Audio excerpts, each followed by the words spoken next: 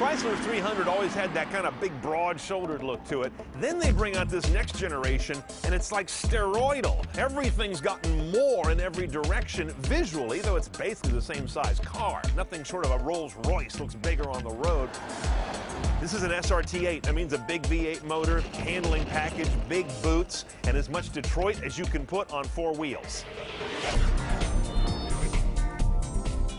You've got this very glitzy, kind of big, massive, rolling kind of design in here. Kind of this Patek Philippe gauge layout with a nicely done color helper screen. But that's really at odds, to my eye, with the Play School Garmin navigation system. Now, this is the biggest screen in the business right now, with the exception of some really high-end cars. 8.4-inch LCD. I absolutely love the touch response. This is one of the greats in terms of crisp throttle response on the screen. Look at that. And that same clarity mostly goes for things like climate control, nice big buttons, pretty easy to figure out without the manual. Then there's player and radio. They break up media under those two tabs. Player means anything that isn't radio. So you go to the source button here, and you've got, of course, your optical disc, SD card, not real popular, USB that'll take thumb drives or iPod, iPhone. Auxiliary, of course, is your fail-safe backup, and Bluetooth streaming. Under radio, standard stuff, AM, FM, satellite radio, no HD radio here. Sirius brings in your traffic and weather information, which brings us to this screen.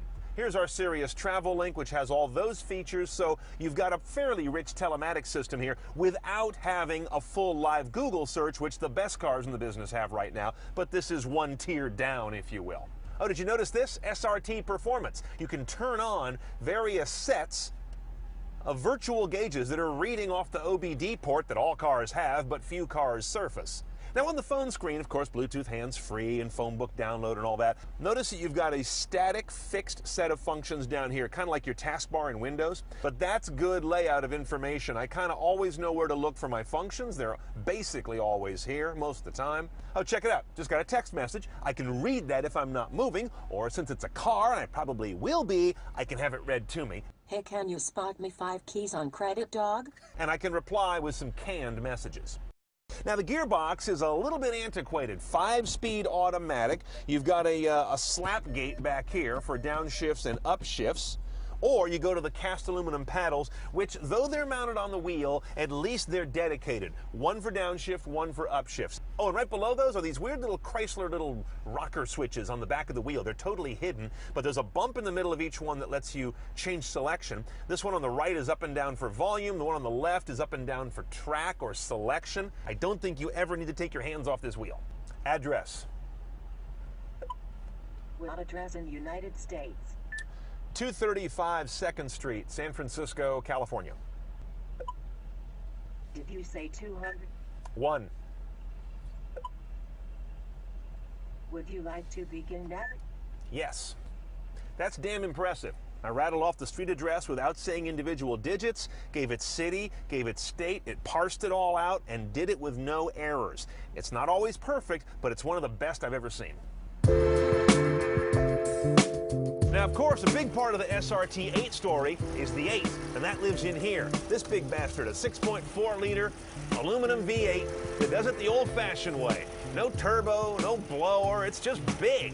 390 cubic inches is what they really ought to call it. This just sounds bigger to me.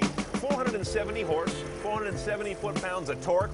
Gets this big guy up to 60 in about 4.9, maybe a little bit faster. The downside is you're going to get 1423 mpg, and that's on a good day when you're not paying attention to the pedal on the right. Get into it more, and who knows. In fact, this guy gets hit with a $1,000 gas guzzler tax, which I almost never see anymore. Let's go see if it's worth it.